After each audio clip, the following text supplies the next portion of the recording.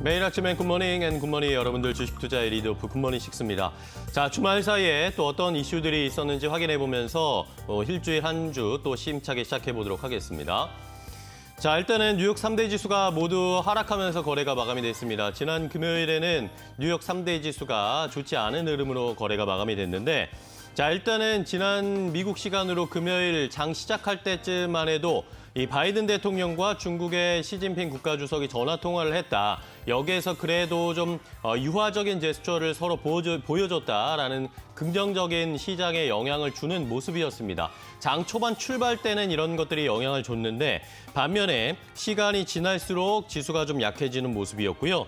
이 캘리포니아주 오클랜드 연방법원에서 이 개발자들이 앱 이용자들에게 인앱 결제 대안을 제공하지 못하도록 막고 있는 애플의 조치가 이 반경쟁적인 것이다라는 판결을 내렸습니다. 자, 이러면서 애플의 주가가 폭락하기 시작했고요. 이런 것들이 전체적인 시장에 악영향을 주면서 3대 지수가 하락하면서 거래를 마감했습니다. 자, 그러면 업종별로 흐름을 좀 체크해 보도록 하겠습니다. 11개 업종 가운데 10개 업종이 하락을 했고요. 1개 업종만 상승하면서 거래를 마감했는데요.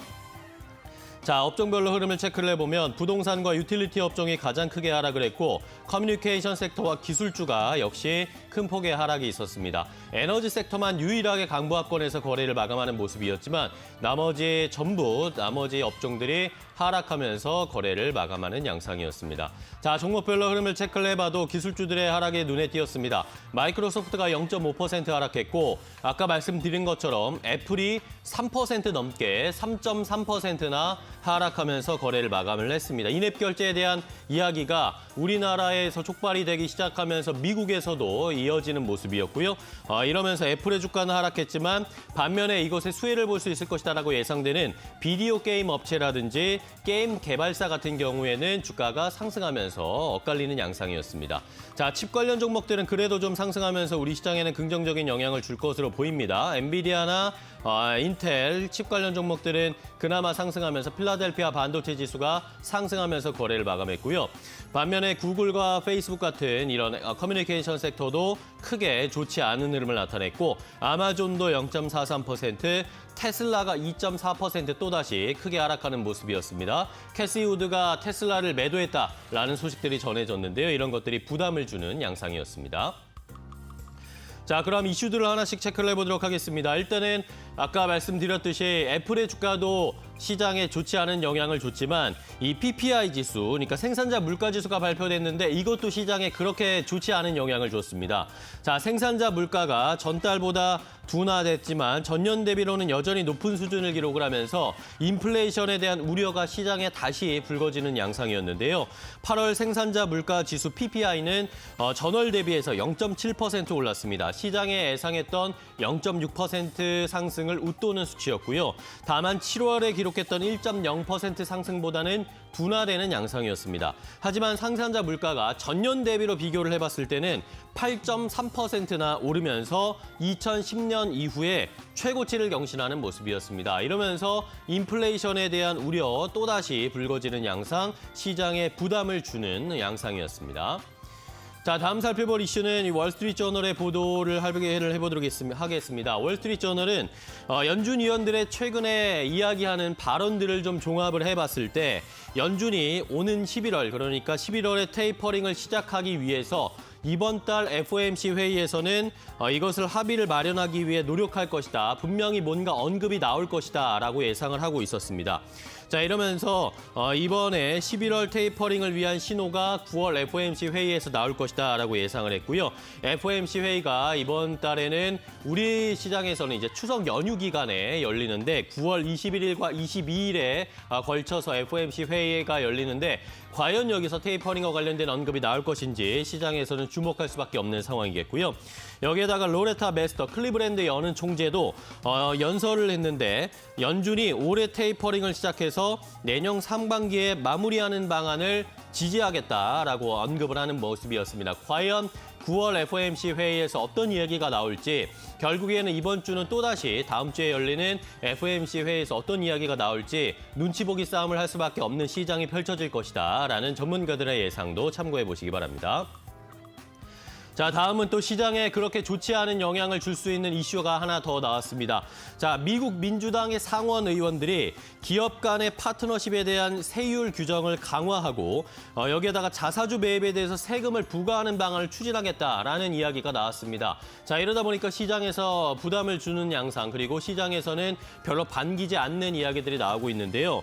자, 민주당의 론 와이든 상원 금융위원장이 기업들의 파트너십에 대한 과세 규정을 조정해서 10년 동안 1,720억 달러 이상의 세수를 확보할 수 있는 법안을 제안할 것이다라고 이야기를 했습니다. 이뿐만이 아니었고요. 금융위에 소속된 셰로드 브라운 민주당 상원의원도 역시 상장사의 자사주 매입에 2%의 세금을 부과하는 법안을 준비하고 있다라는 이야기가 나왔습니다. 자, 이러다 보니까 또다시 이 세금과 관련된 이 부담이 시장에 나타날 수 있지 않을까라는 걱정들이 커지고 있는 상황이었고요.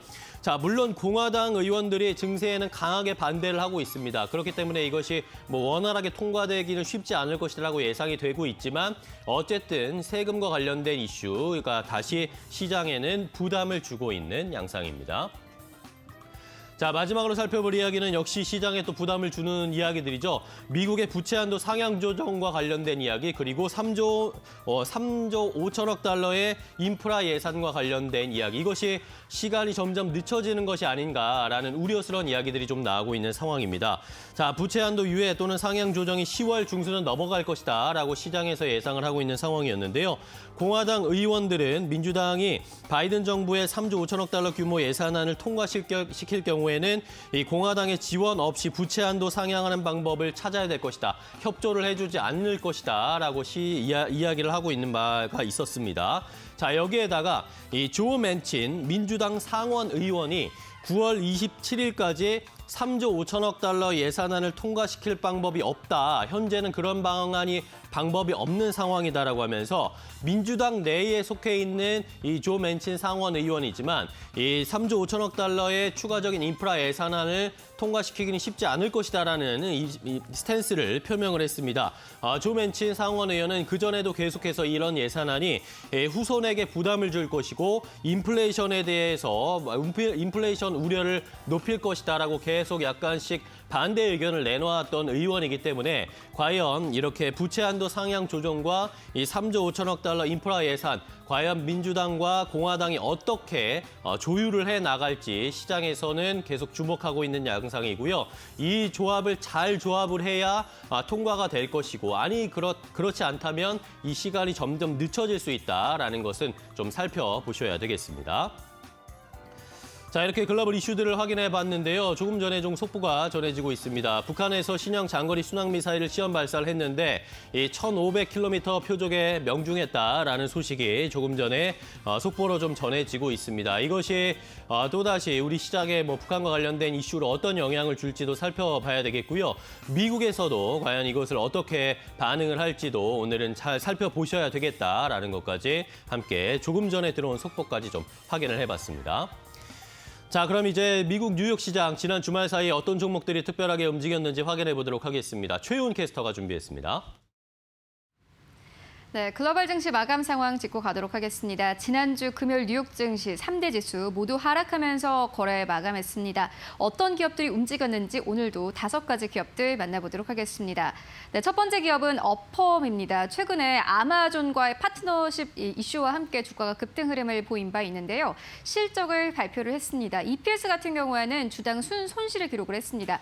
심지어 시장이 예상했던 것보다 더 큰 폭의 손실을 기록을 했는데요. 하지만 매출이 큰 폭의 성장을 이뤘습니다. 전년 대비해서 71% 넘게 성장했다고 하는데요. 이와 함께 주가가 34% 넘게 급등했습니다. 현재 전문가들은 어펌의 경우에는 성장하고 있는 기업이기 때문에 사실은 이익보다는 더 매출이 더 중요하다라는 이 투자 의견을 밝힌 바 있습니다. 평균 목표 주가도 상향 조정됐는데 이 평균 목표 주가가 97달러 선에서 109달러 선까지 상향 조정됐습니다. 지난 금요일장에서는 123달러 선에서 거래 마감했습니다. 네, 이어서 두 번째 기업 만나보도록 하겠습니다. 도요타 모터스입니다. 도요타 모터스가 9월부터 10월까지 본래 생산하기로 했던 자동차 수에서 40만 대의 감산을 하겠다라고 발표를 했습니다. 동남아발 이 부품 조달 차질과 함께 40만 대를 추가 감산하겠다라고 발표를 했는데요. 이와 함께 지난 금요일장에서 2% 넘게 빠졌고 176달러 선에서 거래를 마감했습니다. 네, 이어서 세 번째 기업 만나보도록 하겠습니다. 테이크2 인터랙티브입니다. 신작 출시를 연기하겠다라고 발표를 했습니다. 테이크2 인터랙티브의 대표작인 그랜드 테프트 오토 비디오 게임을 출시를 4개월 더 연기하겠다라고 발표를 하면서요.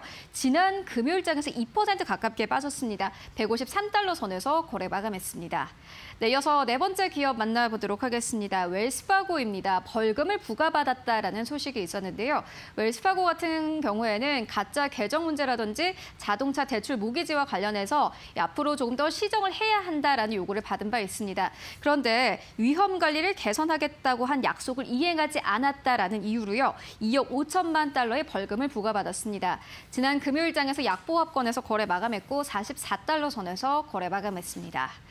네, 이어서 다섯 번째 기업 만나보도록 하겠습니다. 애플입니다. 인앱 결제가 반경쟁적인 조치다라는 평가가 나왔습니다. 다른 경로를 이용해서 앱 구매 불가 조치는 반경쟁적이다라는 판단이 나왔습니다. 하지만 애플의 앱스토어 같은 경우에는 독점 금지법을 위반한 것은 아니다라는 평가가 나왔는데요. 지난 금요일장에서 주가가 무려 3%가 넘게 빠졌습니다. 148달러 선에서 거래 마감했는데요. 그런데 이렇게 시장이 마감된 이후에 오히려 외신 측에서는 아이폰 13에 대한 기대감을 내놓는 이 기사들을 보도를 했습니다. 네, 이렇게 5가지 기업들을 만나보고 왔는데요. 전문가의 시선은 어떨까요? SC글로벌센터의 김성규 소장 만나보도록 하겠습니다. 안녕하십니까? 네, 안녕하세요. 네, 지난 금요일 뉴욕 증시 3대 지수 모두 하락하면서 거래 마감했습니다. 특히나 추석 앞두고 있어서 오늘 우리 증시 좀 분위기 어떻게 될지 굉장히 궁금한데 오늘 우리 증시 분위기 어떻게 보십니까? 네, 오늘 증시 일단 뉴욕부터 말씀드리면 현재 미국가 지표가 생각보다 좀 많이 가파르게 올라가고 있고, 그다음에 각종 그 경제 혼조 상태에서 이제 조정에 대한 신호가 고조가 되고 있기 때문에 3대 지수는 계속 하락 마감했습니다. 다우존스가 일단 5일 연속 하락했고, 그다음에 S&P 500하고 나스닥 같은 경우는 일단 애플이 특히 기술주 중에서도 애플이 이 반독점법 관련해서 인앱 관련된 그 소송에서 패소한 것 때문에 하락을 하면서 여기에 대해 전체적으로 단기 추세는 일단 무너진 상태라고 볼 수 있겠습니다. 현재 국제금융선물 같은 경우도 테이퍼링의 그 영향, 거기에 대한 우려가 있기 때문에 일단 1,780달러에서 1,820달러대의 그 박스권에서 횡보를 하면서 기간 조정을 이제 받고 있는 중이고, 이로 인해서 국내 증시도 역시 어느 정도는 고점에 대한 부담감이 있기 때문에 이로 인해서 추가 상승을 하지 못하고 계속 횡보하고 있습니다. 미 증시에서 특히 우리가 주목해야 될 것은 매파인 지방연은 총재들이 계속 잇따라서 테이퍼링에 대한 관련된 바람들을 내놓고 있기 때문에 이로 인해서 증시가 자꾸 불안감이 누적이 되면서 조정세를 받는 모양이 더 커지는 그런 양상을 보여주고 있습니다. 그렇게 또 앞으로 갈 것으로 보이고, 일단 우리 추석 연휴 때까지는 어느 정도는 이러한 기조가 이어질 것으로 보입니다. 그리고 국내 증시 같은 경우는 현재 코스닥 시장에는 특히 코스피보다는 개인 투자자들이 더 많이 지금 투입을 하고 있고, 거기에 또 신용 물량도 어느 정도 들어오고 있기 때문에 자금의 유입으로 인해서 당장은 우선 행보세가 더 이어질 것으로 보입니다. 일단 미 증시 같은 경우에 지금 현재 가장 큰 이슈 중에 하나가 일단 정부의 부채 상환 한도, 그거에 대해서 이제 상향 조정을 하는 것인데, 여기에 대해서 월가에서는 지금 이것이 10월 중순이 넘어가서야 이것이 될 수 있고, 어쩌면 이것이 11월까지라도 안 될 수도 있다라는 그러한 불안감을 이제 또 증폭하는 이야기들이 나오고 있습니다. 이로 인해서 국내 증시 같은 경우도 역시 이제 키움증권 같은 경우 현재 신용융자에 대한 대용 비율을 조정 가능성이 이제 확정을 했고, 또 다른 기관에서도 이를 따라가려는 그런 움직임들이 생기고 있기 때문에 여기에 더 주구 개인 투자자들의 투자가 좀 더 위축이 될 가능성도 생겼습니다. 마지막으로 말씀드릴 것은 현재 그 미 증시는 물가 지표하고 그다음에 소매 지표 간의 그 격차, 즉 베이시스가 자꾸 벌어지면서 여기에 따른 스태그플레이션에 대한 우려가 있고, 또 이런 움직임이 실제로 벌어지고 있기 때문에 여기에 대해서 주목을 하셔야 될 것으로 보이고, 국내 증시는 이 월요일, 특히 오늘 같은 경우는 미 증시의 일부 부진의 영향이 약간 있을 수는 있지만은 현재 달러 인덱스의 혼조가 있고, 그 다음에 유동성이 아직까지는 이끌어가고 있기 때문에 당분간은 이번 한 주도 역시 지대한 형부세가 이어질 것으로 예상하고 있습니다. 네, 알겠습니다. 지금까지 김성규 소장과 함께했습니다. 고맙습니다. 네, 감사합니다. 네, 뉴욕 증시 마감 상황 그리고 국내 증시 영향까지 짚고왔습니다. 최은이었습니다.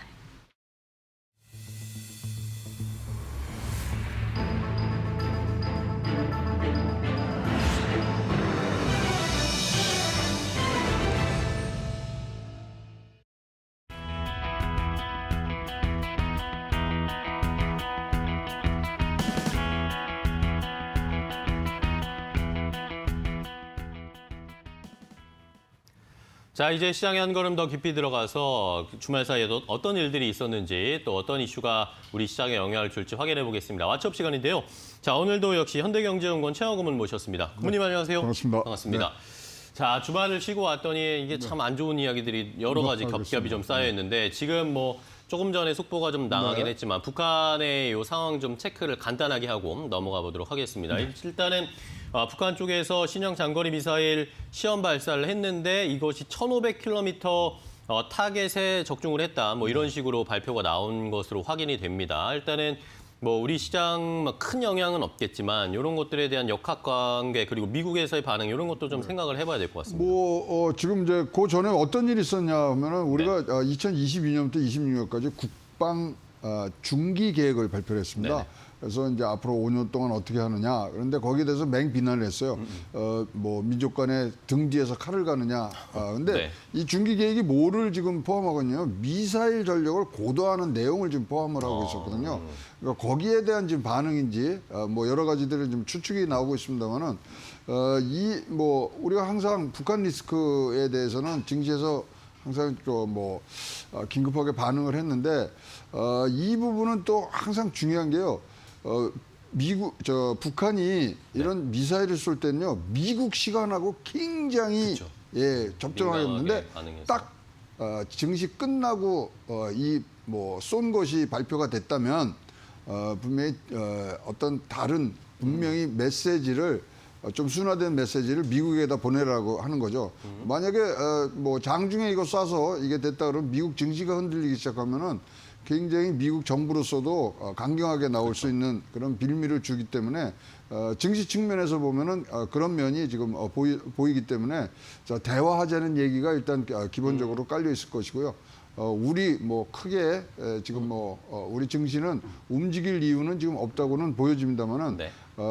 뭐 이거 쏜다면 항상 1시간 내지 2시간 내에 이제 담화가 나오니까요. 기다려 보는 게 뭐 지금은 상수라고 보여집니다. 네. 자, 일단은 뭐 북한이 장거리 순항 미사일을 시험 발사했다라는 소식이 전해졌는데 뭔가 미국에게 보내는 제스처라고 좀 해석은 되고 있습니다. 과연 담화가 추가적으로 좀 나올지 어떤 이야기가 나올지는 계속 한번 확인을 해보도록 하겠습니다. 자, 그럼 바로 또 미국 시장, 우리 시장의 이야기를 좀 해봐야 되겠는데 자, 주말 사이에 안 좋은 이야기가 제가 많았다고 말씀드렸는데 뭐 세금을 올리겠다는 이야기도 있고 뭐 이런 것들 인프라 예산도 늦어질 것 같고 부채한도 상향도 늦어질 것 같다 뭐 이러면서 이 뉴욕 증시 또 PPI 생산자 물가 지수도 나왔는데 이것도 또 부담입니다. 부담 정도가 아니고 이렇게 올라가서 이거 되겠습니까? 이게 네. 지금 뭐 10년 내에 최대치를 지금 하는 8.3%까지 올라왔거든요. 이제 생산자 물가는 여러분 잘 아시겠지만 이제 각 기업 간의 도매 물가라고 보시면 돼요. 그러면 음식물 같은 뭐 식료품 쪽에는 한 달, 그다음에 제조업체는 3에서 6개월 후에 이것은 CPI로 소비자 물가 지수로 무조건 반영이 되기 때문에 굉장히 지금 뭐 화재라 할까 뭐 악재라고 볼 수 있는 정도의 지금 물가 상승률입니다. 네. 따라서 지금 질문이 바로 나온 게 뭐냐면 시장에서 아니 그럼 연준이에게는 일시적인 인플레라 그랬는데 일시적이 얼마나 긴 게 일시적이냐. 그러니까요. 이거 이렇게 하면은 계속 올라가는 거 아니냐. 사실 1월 달에는요. 1.6%밖에 안 오른 게 지금 6월 달부터 7%대를 지금 계속 올라가고 있거든요. 이러면 4분기에 물가는 지금 뭐 예상한 뭐 2.4% 이내로 들어오는 부분들이 굉장히 어려워질 수밖에 없습니다. 네. 그리고 현지에서도 보면 벌써 패스트푸드점을 중심으로 해서 지금 가격들을 올리고 있거든요. 네네. 이런 것들이 지금 나오기 때문에 그럼 자 물가 상승이 이렇게 뚜렷한 뭐 징후를 나타내는 상황에서 고용 지표는 또 악화가 됐잖아요. 그러니까요. 그럼 어느 쪽에 손을 들어주느냐에 따라서 테이퍼링 시기는 정해질 수밖에 없는 상황이 아니냐. 그다음에 이제 스태그플레이션 잘 알겠지만 경기 침체에 있는 상황에서도 물가 상승하는, 그러니까 실업률도 상승하고 물가도 상승하는, 이걸 스태그플레이션이라는데요.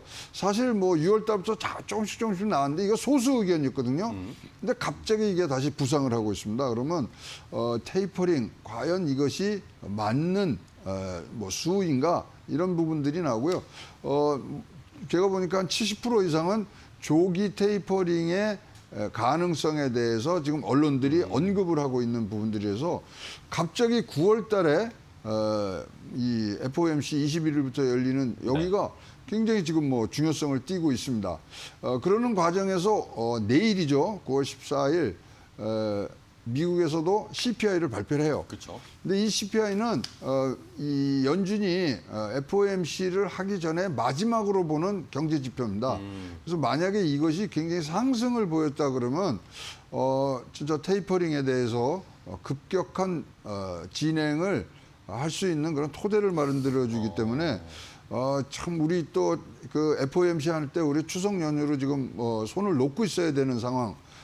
뭐 굉장히 지금 뭐 바로 대응하기에 어려워지는 그런 시장들로 지금 가고 있다고 보여집니다. 네.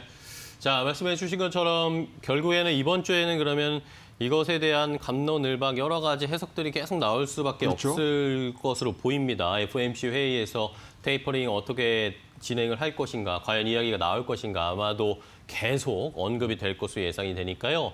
요건 한번 체크를 해 주시기 그래서 바랍니다. 내일 말이죠. 네. CPI가 지금 저희들이 지금 예상하는 게 5.3%예요. 그래서 요것이 넘어간다 그러면 굉장히 5.3. 급격한 부분으로 갈 것 같고요. 뭐 마침 제가 개인적으로 미국에 다음 주에 지금 가 있게 가시죠. 돼 있습니다. 네, 네. 그래서 만약에 이제 FOMC라든가 이런 것들이 움직이는 부분들을 거기서 실시간으로 좀 네. 여러분들하고 소통할 수 있게 한번 기회를 만들어 보겠습니다. 네, 잘 부탁드립니다. 미국에 가셔가지고 미국 상황도 체크를 해 주시면은 저희도 뭐 좋은 지표가 될 것으로 보입니다. 자, 이렇게 전체적으로 일단은 왓츠업 확인을 해봤습니다. 시장에 영향을 줄 수 있는 이슈도 확인해봤고요. 자, 그럼 이제 바로 이어서 셀러문 말했지로 이어가겠습니다. 시장을 들썩이게 하는 경제계 인사들의 말말말 강민정 캐스터와 먼저 확인해보겠습니다. 안녕하세요. 셀럽은 말했지 강민정입니다. 오늘도 경제계 각양각색 셀럽들의 발언들 제가 모아와 봤습니다. 조 바이든 미국 대통령과 시진핑 중국 국가주석이 지난 2월 이후 처음으로 전화통화를 했는데요. 시진핑의 이야기 살펴보겠습니다. 자, 중국과 미국이 work together, 함께 협력하면요. 양국과 세계가 모두 이익을 얻을 것이다. 하지만 이 둘이 갈등하면 suffer, 고통받을 것이다 라고 이야기했습니다. 다음 말말말도 살펴보시죠. 자, 미중 관계는 선택의 문제, 초이스가 아니라 필수입니다 라고 이야기하면서 이제는 how to do it well, 어떻게 할 수 있는지를 생각해야 한다라고 이야기했습니다. 자, 말은 이렇게 했지만 미국과 중국, 양국의 갈등 양상은 여전한데요. 자세한 이야기 스튜디오에서 나눠보시기 바랍니다. 네, 자, 지난 금요일이었죠. 바이든 대통령과 시진핑 국가주석이 통화를 했습니다. 뭐 누구에게 뭐 알리고 하지는 않겠지만 저희들로서는 깜짝 놀란 이야기였는데 어떻게 보셨어요? 두 사람이 얘기하는 거? 아니, 이 정상 간의 통화는 굉장히 중요한 게 타이밍입니다. 그쵸. 왜 지금 이걸 하느냐. 그러니까요. 근데 지금 미국 국내 그 정치상으로 보면 저 아프가니스탄의 철군 때문에 지금 굉장히 지금 바이든이 코너에 몰려 있거든요. 그쵸. 그래서 뭐 일각에서는 이 정상회담은 중국에게 굉장히 강경한 모습을 해서 국내 지지율을 다시 한번 회복하는 거 아니냐 그랬는데 굉장히 친하게 끝냈어요. 그러니까 이 얘기가 괜찮았습니다. 네, 양쪽으로 이제 공통된 단어가 뭐냐면 매우 친밀한 뭐 통화였고 솔직했다. 그러면 이것은 어떤 뭐 소위 말하는 이 접점이, 그러니까 격전이 벌어질 주제는 빠졌었던 얘기죠. 그리고 뭐 90분간 했습니다마는 크게 서로 간에 어떤 갈등 없이 끝났다는 부분들인데요. 이랬다면은 제가 보기에는 10월 달에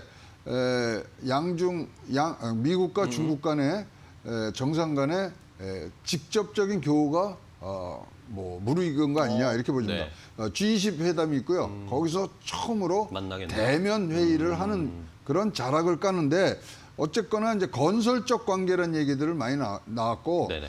이 서로 간의 경쟁이 자칫 정쟁으로 갈등으로 승화되는 부분들을 막자 이런 부분들이 있어요. 그런 걸로 봐서 일단은 지금 양측에서 조금 화력을 그다음에 전열을 다시 정비하는 그런 과정으로 보이고 결국 이것은 10월 G20 회담에서의 서로의 만남에 대한 지금 양측의 메시지를 낸 거 아니냐 이렇게 보여집니다. 따라서 10월 달에 그러면 미중 관계가 어떻게 되느냐에 따라 우리 중시는 굉장히 움직일 수 있는 개연성이 높기 때문에 지금부터 10월까지는 미중 간의 관계는 일단 변수로 놓지 말고 그때 어떤 식으로 발전되는가를 보셔서 그 관련된 주식들에 지금 투자하시는 분들은 10월 G20 정상회담까지를 한번 잘 보시는 것이 좋은 전략이라고 보여집니다. 네, 자 미국과 중국의 정상이 대화를 다시 이어가고 있습니다. 과연 10월에 직접 대면을 하면서 뭔가 합의점을 도출해낼지 긍정적인 이야기가 나올지 한번 지켜보도록 하겠습니다. 자, 다음 셀럽의 이야기 바로 가겠습니다. 다음 셀럽은 누구죠, 강민정 캐스터? 네, 다음 셀럽 캐시 우드의 아크 인베스트먼트입니다. 자, 셀럽은 말했지 내용부터 살펴보시죠. 아크가 거래 보고서를 공개하고 있는데 여기에서 발췌한 내용입니다. 자, 우리 회사의 펀드 가운데 3개가요. 14만 주의 테슬라를 on Wednesday, 수요일에 팔았습니다. 라고 이야기했습니다. 이 같은 주식은 1억 800만 달러 상당의 지분이다. 라고 밝혔네요. 자, 테슬라가 3천 달러를 돌파할 수 있다고 말했을 정도로 대표적인 테슬라 강세론자였던 캐시 우드. 왜 차익 실현을 한 건지 많은 사람들이 궁금해하고 있는데요. 역시 스튜디오에서 들어보시겠습니다. 네, 두 번째 이야기는 테슬라와 캐시 우드와 관련된 이야기인데 캐시 우드가 또 테슬라를 매도해버렸습니다. 하지만 알 수가 없습니다. 근데 일단은 전체 큰 그림에서 보면 뭐 쉽게 답을 내자면 차익 실현이고요. 네. 지금 뭐 전체 3%밖에 안 풀은 겁니다. 40억 달러어치의 지금 뭐 테슬라 주식을 지금 보유하고 있기 때문에 거기서 전체 3%밖에 안 팔은 부분들이 있는데 일단은 뭐 테슬라에 대한 캐시 우드의 뭐 일방적 사랑이라 그럴까요? 이거는 뭐 굉장히 크지 않습니까? 네. 지금 뭐 700불 조금 넘나요? 700불 정도 되는 부분들이 있는데 지금 3,000불 얘기를 하고 있으니까요. 그래서 3조 달러의 회사를 지금 생각하고 있는 게 캐시 우드의 테슬라에 대한 생각이기 때문에 이 부분은 뭐 쉽게 이해하시는 게 좋겠습니다. 뭐 이게 떨어져서 하는 부분보다는 차익 실현을 통해서 자기의 대차대조표를 좀 좋게 만드는 그런 부분이라고 저는 보여집니다. 네. 자, 테슬라가 일단은 지난 금요일에 736달러 정도의 거래를 마감하는 모습이었는데 캐시 우드가 일단은 좀 현금을 챙겼습니다. 과연 그 현금은 또 어디에다가 투자를 할지도 시장에서는 뭐 주목을 해 보도록 하겠습니다. 자, 마지막 셀럽 이야기 확인해 볼까요? 강민정 캐스터 전해주세요. 네, JP모건에서는 내년까지 볼 수 있는 엄청난 글로벌 주식을 선정했는데 여기에 한국 주식이 포함이 됐습니다. 어떤 종목인지 함께 만나보시죠. 자, 주인공은 한국타이어였습니다. Down big, 많이 내려왔습니다. 고점 대비해서요. 그리고 balance sheet, 대차대조표도 견고합니다. 라고 이야기를 했습니다. 그러면서 이 오토스, 자동차 관련주에 투자하는 보다 안전한 방법이다. 라고 이야기를 했네요. 자, 의외의 종목이 선정이 된 것 같은데요. 최근 국내 주식들 외국계 증권사의 이 같은 평가에 주가가 많이 엇갈리고 있으니까 오늘 흐름도 잘 확인해 보시기 바랍니다. 그럼 남은 내용은 스튜디오로 넘겨드리면서 저는 여기서 물러가도록 하겠습니다. 내일도 셀럽은 말했지로 돌아옵니다. 네, 강민정 캐스터 수고하셨고요. 마지막 이야기는 한국타이어, JP모건 체이스가 한국타이어앤테크놀로지를 콕 찍은 것 같습니다. 제 경험으로는요, 네. JP모건이 한국타이어 되게 좋아합니다. 네, 그래서 2003년도, 2015년도에도 다른 데서 눈치 안 볼 때 JP모건은 한국타이어에 대해서 굉장히 뭐 애정 어린 눈길이라 네. 그래야 되나요? 뭐 하여튼 굉장히 이 부분에 대해서는 성장 잠재력에 대한 JP 모건의 어떤 생각은 굉장히 굳건합니다. 그런데 이번에 이제 원자재 가격이 상승했잖아요. 네네. 그러면은 분명히 판매 가격도 상승하기 때문에 분명히 한국타이어는 이제 올라갈 것이다. 이런 부분들의 그 어떤 전략적인 부분들을 지금 이 판단을 해서 이런 보고서가 지금 나온 것 같고요. 한국 타이어가 단순히 타이어로만 생각하시면 안 됩니다. 자동차 중에 가장 기술 집약적인 부분 중에 하나가 타이어거든요. 마모도 안 돼야 되지, 안전해야 되지. 뭐 실질적으로 제일 안전성을 담보해 주는 게 타이어이기 때문에 타이어 부분들이 굉장히 기술 집약적입니다. 그런 부분들을 JP모건은 잘 알고 있는 것 같고요. 지금 아직도 자기네 생각에는 3에서 9% 정도는 지금 더 올라갈 수 있다는 것이 과거에도 그랬고 지금에도 갖고 있는 포지션이라고 보여집니다. 네. 자, 한국 타이어 앤 테크놀로지에 대한 JP모건의 사랑 계속 좀 이어지고 있다. 최근에 주가는 조금 흘러내리고 있는 상황인데 과연 이 JP모건의 이 한국 타이어 사랑으로 주가가 한번 반등을 할 수 있을지도 시장에서 이번 주에 한번 지켜보도록 하겠습니다. 자, 오늘 왓츠업 그리고 셀러본 마리찌까지 최영 고문과 함께 이야기 나눠봤습니다. 고문님 또 오늘 좋은 인사이트 주셔서 감사하고요. 내일 또 뵙도록 하겠습니다. 고생 많으셨습니다. 감사합니다. 고맙습니다. 자, 이제 우리 시장으로 돌아오도록 하겠습니다. 지난 금요일에 또 좋은 시세를 주었던 코오롱, 최근에 코오롱 그룹 계열사 종목들이 좋은 흐름을 나타내고 있는데 코오롱 과연 오늘도 상승할 수 있을지 자세하게 확인해 보겠고요. 코오롱의 대안주 2개까지 잠시 후에 공개하겠습니다.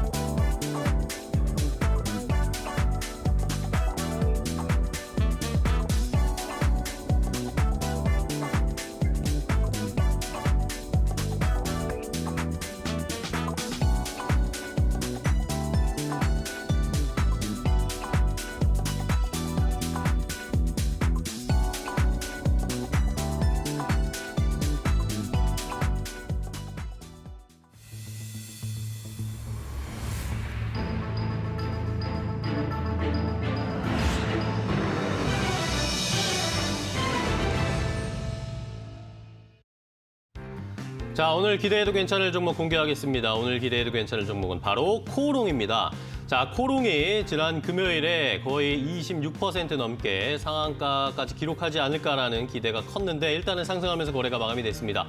두 분의 전문가는 오늘도 코오롱이 좋게 상승할 수 있을 것이다라고 예상을 해주셨는데요. 일단 한 분은 이 코오롱 계열의 삼형제, 계열사 3개의 삼형제가 고공행진을 펼치고 있다. 실적도 주가도 잘 흘러가고 있다. 이런 것들이 코오롱의 상승 탄력이 되어줄 것이다 라고 이야기하셨고요. 다른 한 분은 이 저평가되어 있는 지주사 코오롱이 이 저평가가 해소되면서 주가 탄력 받을 것이다 라는 의견을 주셨습니다. 과연 코오롱 오늘도 상승할지 자세하게 분석해 보도록 하겠습니다. 자, 오늘 기대해도 괜찮아는 두 분과 함께 하겠습니다. 레몬리서치의 김민수 대표, DB금융투자 강남금융센터의 김명수 PB 모셨습니다. 두 분 안녕하세요. 반갑습니다. 자, 코오롱이 지난주 금요일에 저는 상한가 가는 줄 알았습니다. 거의 30% 계속 상승을 하다가 약간 이제 윗골 달면서 내려왔는데 그럼에도 불구하고 지주사가 또 이렇게 크게 올라가니까 반응이 굉장히 뜨거웠습니다. 일단은 코오롱 왜 이렇게 올라갔는지 김명수 PB님 좀 설명 부탁드릴게요. 저도 금요일에 코오롱 자체에 무슨 문제가 있는 줄 알았습니다. 뭐 승계가 발표했다거나 그런 줄 알았는데 분석을 해보니까 코오롱 삼형제 주가가 탁월했다라고 평가를 제가 내렸습니다. 코오롱 삼형제라고 제가 평가를 하는데 삼형제는 인더와 플라스틱 그리고 글로벌 이 세 종목을 말씀드리고 싶은데 코오롱 인더는 한 달 전만 해도 보도 8만 원 그리고 코오롱 그리고 글로벌도 2만 원 선에서 플라스틱도 8천 원 선에서 다 거의 40% 이상이 오른 이런 걸 보여드리고 있는데요. 코오롱 인더스트리 같은 경우에는 멤브레인 기술로 이쪽에서 30년 이상을 지속하면서 탄화수소계 멤브레인 국산화를 성공하면서 많이 관심을 받고 네. 있습니다. 코오롱 플라스틱이 개발하고 있는 수소차 탱크 부품도 굉장히 수소차 쪽에서도 굉장히 많은 관심을 받고 있는 회사인데요. 이번에 현대에서 하이드로젠 웨이브라고 평가되는 수소차 데이에서도 플라스틱이 굉장히 많은 관심을 받게 되었습니다. 거기다가 EP라고 평가받는 엔지니어링 플라스틱에서도 강점을 굉장히 보여주고 있는 회사이기 때문에 코오롱 플라스틱도 이쪽에서 관심을 받게 되었고, 마지막으로 코오롱 글로벌도 이번에 수소차 데이와 함께 많은 관심을 받게 그렇죠. 되었는데 2030 풍력 2030이라고 발표가 되었습니다. 그린 수소를 1,600억을 생산하겠다라는 목표를 제시하게 되면서 코오롱 글로벌까지도 많은 관심을 받게 되었고, 여기다가 이제 코오롱 자체에서 이런 그룹별 시너지를 굉장히 강조하는 요 하이브젠 데이에서 이번에 킨텍스에서 열렸던 수소차 수소 데이에서도 이런 그룹 계열사들 시너지를 굉장히 강조하는 모습을 보였기 때문에 코오롱이 금요일에 많은 상승을 보였다라고 평가하고 있습니다. 네. 자, 이렇게 코오롱 삼형제, 코오롱 계열사 삼형제가 좋은 흐름을 나타내다 보니까 이것이 코오롱까지 연결이 돼서 시너지가 나고 있는 상황입니다. 자, 그런데 사실 저희가 코오롱 인더나 코오롱 플라스틱, 아니 코오롱 글로벌 이런 종목들을 저희 오늘 기대해도 괜찮아 해서 계속 좀 언급을 해드리긴 했었어요. 저희가 6월에도 아마 두 분이 같이 나오셔가지고 코오롱 인더랑 코오롱 플라스틱을 함께 이야기해 주셨던 적도 있었고, 그 뒤로 뭐 주가가 계속 올라가다 보니까 뭐 관심주나 뭐 전날 급등했던 종목들로 계속 저희가 언급을 좀 해드렸죠. 김민수 대표님. 네, 칭찬하시는 겁니까? 네, 요즘 감사합니다. 잘하고 계십니다. 아, 예, 잘 받겠습니다. 예. 그래서 이제 네, 김명수 코오롱도 대표님도. 예, 잘하셨죠. 네, 예, 예. 네. 그래서 코오롱의 변화는 일단 지주사라는 특성에서 출발을 하는 것 같은데요. 네네. 그러다 보니까 관련된 자회사들이 잘 나간다. 그러면 코오롱의 지주사는 너무 저평가가 아니냐라는 관점 쪽에서 움직이는 걸로 보여지고 있는데, 그러다 보니까 일단 지금 말씀하셨듯이 코오롱 주력 계열사들이 일단 실적 자체가 나쁘지가 않습니다. 네네. 그러다 보니까 이 실적이 양호한 가운데 새로운 사업에 대해서 뛰어들었다라는 부분들, 대표적으로 수소 관련된 사업 쪽도 코오롱이 여러 가지 준비를 많이 하고 있죠. 그러다 보니까 이런 신사업에 대한 확대 흐름들이 오히려 어떤 여러 가지 가치를 끌어올린다라는 관점 쪽에서 바라보고 있는데, 하지만 이제 지주사라는 관점 쪽에서 아무래도 할인 요인이 있을 수는 있겠죠. 그래서 이제 보유 지분을 이중 계산이 된다라는 관점 쪽에서 어느 정도 할인 요인에 대한 부담은 있을 수는 있다고 하더라도 네. 이 부분을 오히려 신사업 확장에 라는 부분들이 나타나기 시작하면서 이를 어느 정도 상쇄한다라는 관점들이 지난 금요일 날 나왔다고 봐야 될 것 같고요. 게다가 또 하나 아픈 손가락이 하나가 있습니다. 그렇죠. 네, 코오롱 생명과학이죠. 제약바이오 쪽이. 그렇죠. 네. 과거 코오롱 티슈진, 코오롱 생명과학 관련된 이 부분이 아무래도 앞으로 어떻게 회생하고 어떤 지금까지 보여줬던 실망감을 얼만큼 해소할 것인가라는 부분들도 어떤 코오롱의 앞으로의 중요한 변화 중에 하나다라는 쪽인데, 주가는 많이 올라오네요. 네, 그래서 예, 어느 정도 시장에서 이런 부담감을 해소한 게 아닐까라는 생각도 드는데, 일단 좀 더 지켜봐야 될 것 같고요. 그러다 보니까 실적은 작년에 턴어라운드 했습니다. 그러면서 순이익이 한 1,660억 정도 나온 흐름들인데, 그럼에도 불구하고 지금 주가가 올랐음에도 시총이 5,700억이다라고 하게 되면 아직까지 뭐 PER 작년 기준으로 보게 되면은 그렇게 크게 비싸지 않은 수준이다라는 관점들이 눈에 띄고 있고요. 주당 순자산이 6만 원이다라고 하게 되면 이 부분도 어느 정도 저평가에 무게를 두고 있는 모습이기 때문에 네. 적어도 단기 급등에 따른 매물은 나오겠죠. 하지만 추가적으로 어떤 자회사와 함께 이어지는 여러 가지 변화를 레벨업은 계속 시도할 것이다라고 바라보고 있습니다. 네, 좋습니다. 자, 코오롱에 대해서 두 분이 좀 평가를 해주셨는데, 뭐 좋은 흐름 최근에 다시 반등세가 나오고 있습니다. 사실 2017년, 18년 그 뒤로 이 코오롱 생명과학 티슈진 이슈 때문에 코오롱 지주사 주가가 계속 하락하고 있다가 이제야 조금씩 반등세를 보여주고 있는데, 신사업에서 뭔가 좀 모멘텀이 생기면서 코오롱의 주가가 다시 반등하고 있습니다. 두 분 모두 조금 더 갈 수 있을 것이다 라는 긍정적인 평가를 해주셨으니까요. 오늘 시장 그리고 앞으로도 추이도 한번 잘 지켜보시기 바랍니다.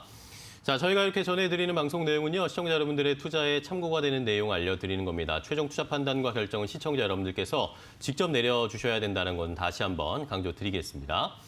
자, 그렇다면 코오롱 지난 금요일에 상한가 갔으니까 조금 눌릴 때 들어가야 되겠죠. 상한가 간 종목 말고 상한가 근처까지 간 종목 말고 또 다른 대안주로 어떤 종목이 좋을지 두 분이 하나씩 가지고 오셨으니까요. 과연 어떤 종목인지 함께 확인해 보겠습니다.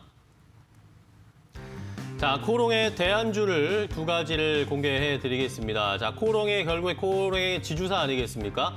지주사의 매력을 부각받을 수 있는 이런 종목을 살펴보자 두 분이 공통적으로 의견을 주셨습니다. 한 분은 LS, 한 분은 효성 이렇게 가지고 오셨는데요. 과연 어떤 지주사 종목이 더 좋을지 LS와 효성 비교 분석해 보도록 하겠습니다.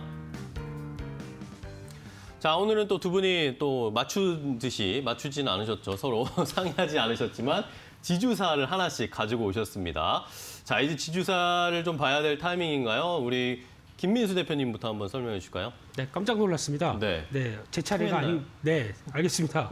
예, 그래서 일단 지주사가 재평가되는 느낌들이 좀 있는데, 그러니까요. 그럼에도 불구하고 성장성 대비해서 그렇게 많이 못 간 종목이 어딜까라고 봤더니 LS가 눈에 띕니다. 네, 이 회사 같은 경우는 일단 상장사로는 LS 일렉트릭 그리고 또 LS 전선 아시아라는 쪽이 있고 어떤 기타 비상장으로는 상당히 많습니다. 한 40, 50개 정도 되는 걸로 알고 있는데 그러다 보니까 앞서 잠깐 말씀드렸던 지주사 할인 요건에는 그렇게 해당이 많이 안 됩니다.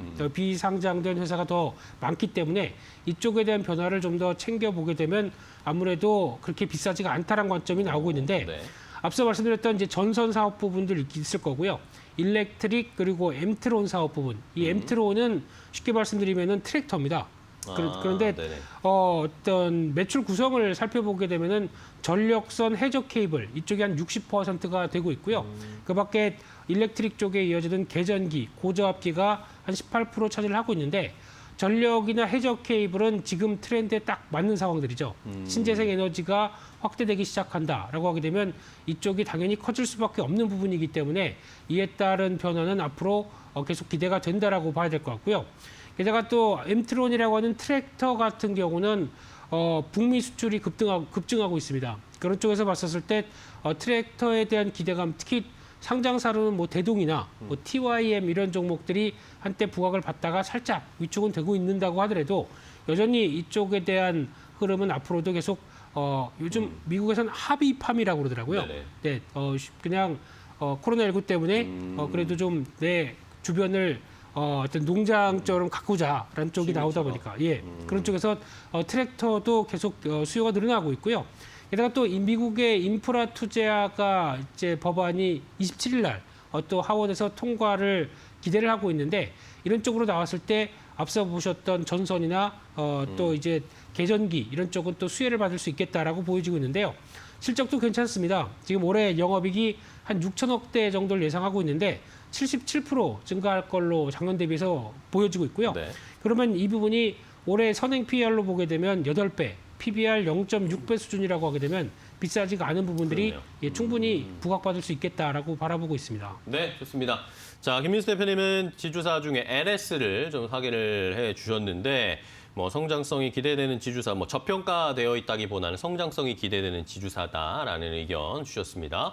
자, 그러면은 김병수 PB님은 또 효성을 가지고 오셨네요. 효성도 요즘 핫한데. 효성을 좀 말씀드릴 때 제가 요 전에 코오롱 삼형제를 말씀드렸다시피 효성도 삼형제가 아마 이끌지 않을까라고 말씀을 조금 드리고 싶습니다. 첨단 소재가 밀고 아마 중공업이 땡기지 않을까라는 생각과 함께 저희 수소를 열심히 해서 공부를 하고 있는데 수소 밸류 체인에 효성이 빠지기는 좀 힘들 것 같습니다. 효성을 조금 설명을 드리자면 지금까지는 섬유와 화학, 중공업 등의 이제 전통 포트폴리오를 구성하고 있다가 이번에는 이제 수소 사업 등으로 친환경 에너지 시장으로 진출을 본격화하고 있습니다. 액화수소 공장을 건설하고 수소 충전소나 이제 충전 시스템 이쪽에 많은 관심을 갖고 있고요. 특히 수소 저장 탱크용 탄소 섬유를 생산하고 있는 첨단 소재가 이 안에 자회사로 갖고 있고 이런 수소 사업 밸류 체인 내에 다양한 곳곳에 포함되어 있다라고 말씀을 드리고 싶습니다. 특히 중공업의 경우 독일 린데 그룹과 이제 린데 수소 에너지를 린데수소 에너지라는 합작사를 만들었습니다. 2023년부터 상용화가 될 건데 연 10만 대의 수소차에 공급할 수 있는 액화수소를 만들게 됩니다. 근데 여기에 이 액화수소를 만들게 되는 부생수소를 효성화학에서 받게 된다라는 이런 또 밸류체인이 또 나오게 됩니다. 여기서 중공업과 첨단 소재 그리고 화학까지도 등장하게 되면서 효성에 많은 관심이 필요할 것 같고요. 특히 이제 LNG처럼 수소도 액화 상태로 빠르게 옮겨야 하기 때문에 이런 인프라 확산이 가능하게 됩니다. 그렇기 때문에 액화수소 공장 완공 시점과 효성의 아마 주가의 점프는 아마 같이 되지 않을까. 전국에 120곳에 달하는 수소 충전이 가능한 수소 충전소 이쪽에 생산될 제품을 차질 없이 공급하기 위해서도 이런 밸류체인이 많이 활용이 될 겁니다.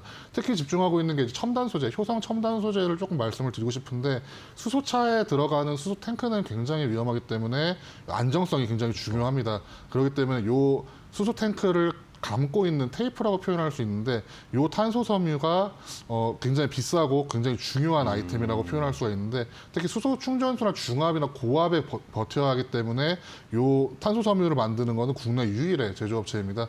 효성 첨단 소재는 아마 수소차가 점점 더 늘어남에 따라서 관심을 받을 수밖에 없는 업종이기도 하고 그렇기 때문에 연간 탄소 섬유를 24,000톤까지 늘리겠다라는 계획이 발표되었기 때문에 첨단 소재를 먼저 집중하시면서 그 이후에 중공업과 화학도 한번 보시면은 효성 전체 그룹에 아마 수소 쪽에 어떻게 집중하고 있는지 밸류체인 쪽으로 보시면은 코오롱 못지않게 재밌는 종목이지 않을까라고 생각을 해서 효성을 갖고 와봤습니다. 네, 고맙습니다. 자, 효성을 가지고 오셨습니다. 말씀해 주신 것처럼 효성의 계열 자회사들도 요즘 굉장히 주가 흐름이 좋은 상황인데 효성도 한번 또 시세를 좀 분출할 수 있지 않을까라는 의견을 주셨습니다.